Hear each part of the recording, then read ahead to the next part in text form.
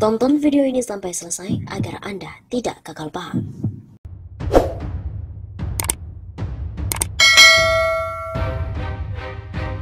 Edi Prabowo terjaring OTT KPK. Itu peringatan bagi seluruh penyelenggara negara. Politisi Partai Gerindra Edi Prabowo menjadi menteri pertama dalam jajaran kabinet Joko Widodo Ma'ruf yang ditangkap oleh Komisi Pemberantasan Korupsi atau KPK.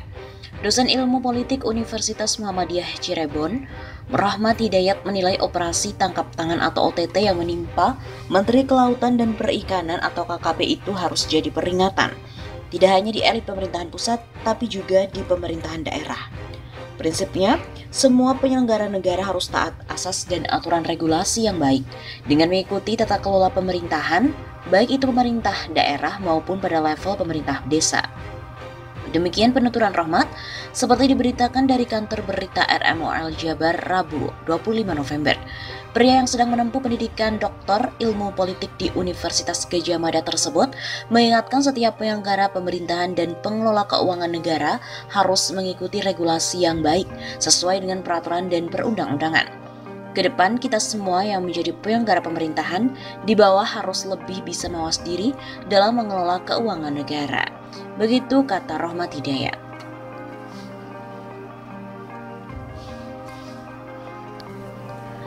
KPK pun telah mengumumkan nasib Edi Prabowo CS pukul 9 pada malam ini. KPK mengumumkan status Menteri Kelautan dan Perikanan Edi Prabowo serta belasan orang lainnya pada Rabu 25 November ini. Wakil Ketua KPK Nawawi Pemulango mengatakan pihaknya akan menggelar konferensi pers untuk mengumumkan status Edi Prabowo setelah melakukan kegiatan penangkapan saat operasi tangkap tangan pada Selasa 24 November malam hingga Rabu 25 November dini hari. Insya Allah, malam ini konferensi pers sekitar jam 9 malam nanti, Mas. Singkat Nawawi Pemulango kepada kantor berita politik RMOL pada Rabu malam 25 November. Selain menentukan nasib Edi Prabowo dan istri, Iis Rosita Dewi, KPK juga menentukan 15 orang lainnya yang turut diamankan dari beberapa tempat yaitu di Depok, Jawa Barat, Jakarta, dan Bandara Soekarno-Hatta. Pihak yang turut diamankan diantaranya adalah beberapa pejabat Kementerian Kelautan dan Perikanan atau KKP, serta dari unsur swasta. Dalam perkara proses penetapan calon eksportir benih lobster, KPK turut mengamankan barang bukti berupa kartu debit ATM yang diduga digunakan melakukan tindak pidana korupsi ini. Edi Prabowo ditangkap KPK, Roky Gerung juga mengatakan Gerindra akan balas dendam. Pengamat politik Roky Gerung menduga akan ada pembalasan yang dilakukan oleh Partai Gerindra. Pasalnya, salah satu kader Menteri Kelautan dan Perikanan atau KKP, Edi Prabowo ditangkap KPK dalam operasi tangkap tangan atau OTT. Melalui kanal YouTube Roky Gerung Official, Roky menjelaskan Edi Prabowo merupakan tangan kanan Menteri Pertahanan Prabowo Subianto di Kabinet Kerja. Penangkapan Edi membuat sang tangan kanan Prabowo itu kini diborgol. Tentu hal itu akan memicu adanya serangan balik dari kubu Prabowo. Mungkin nanti akan ada revenge. Pembalasan dari Gerindra terhadap dugaan partai lain yang melakukan itu, kata Roky seperti dikutip pada Rabu 25 November. Roky Gerung memprediksi akan ada penangkapan menteri-menteri lainnya setelah penangkapan Edi.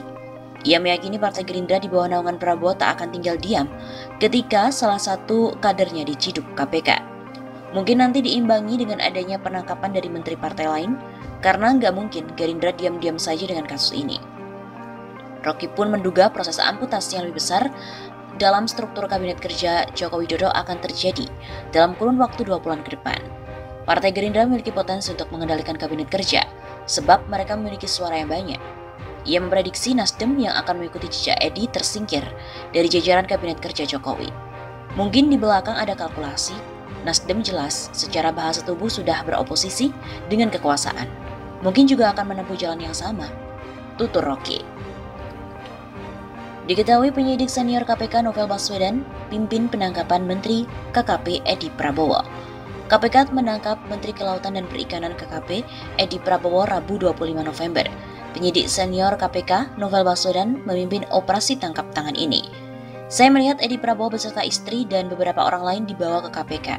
Untuk tim yang menangani ada Novel Baswedan, penyidik senior KPK, kata seorang sumber kepada redaksi Kumparan.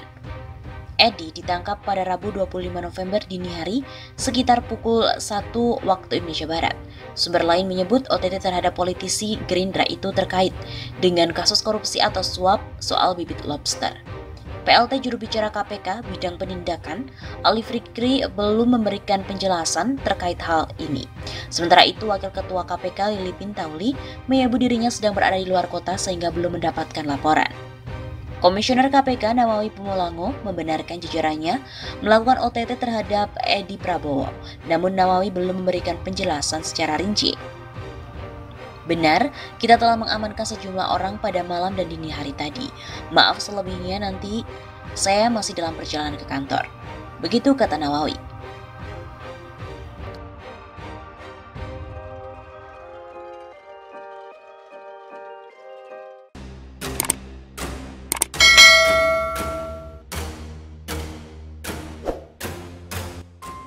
Ketika Jokowi goyah.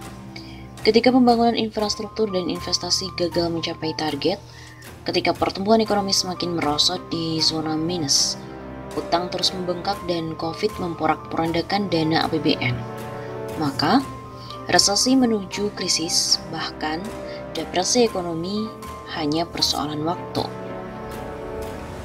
Ketika aturan hukum mendukung agenda ekonomi membentur, perlawanan yang menguras energi.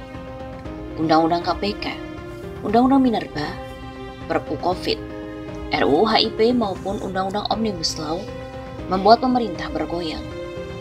Perlawanan muncul akibat hukum direkayasa menjadi alat kepentingan politik.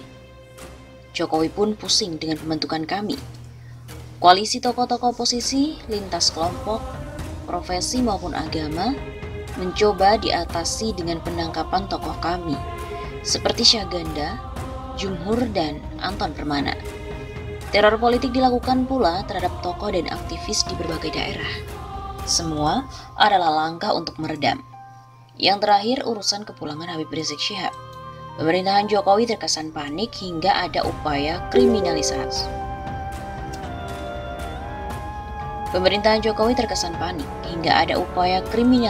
HRS dan Anies Baswedan. Tentara tempur dikerahkan ke markas FPI Petamburan.